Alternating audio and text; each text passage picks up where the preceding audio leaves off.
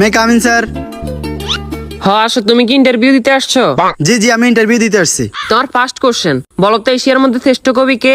রবীন্দ্রনাথ ঠাকুর। বাহ, খুব সুন্দর খুব সুন্দর। তোমার সেকেন্ড কোশ্চেন, বাংলাদেশে একজন দেশপ্রেমিকের নাম বলো। আছে তো অনেকজন, এই যেমন শেখ মুজিবুর রহমান। বাহ, জিনিয়াস জিনিয়াস। তোমার থার্ড নাম্বার কোশ্চেন, বলো তো বাংলাদেশ কবে স্বাধীন হয়েছে? হওয়ার কথা তো ছিল 1948 সালে, কিন্তু 1971 সালে 16 ডিসেম্বরে স্বাধীন হয়েছে। খুব সুন্দর খুব সুন্দর। তোমার লাস্ট কোশ্চেন, বলো তো আকাশে কয়টি তারা আছে? এটা তো এখনো জানা যায়নি, এটা নিয়ে বিজ্ঞানীরা গবেষণা করতেছে। ও গুড গুড গুড, তুমি এবার আসতে পারো। Okay sir.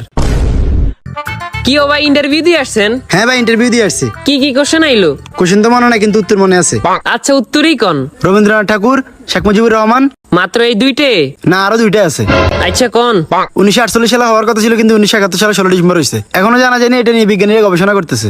থ্যাংক ইউ ভাই, thank you. May I come in sir? আসো। তোমার নাম কি? রবীন্দ্রনাথ ঠাকুর। তো তোমার বাপের নাম কি? শেখ মুজিবুর রহমান।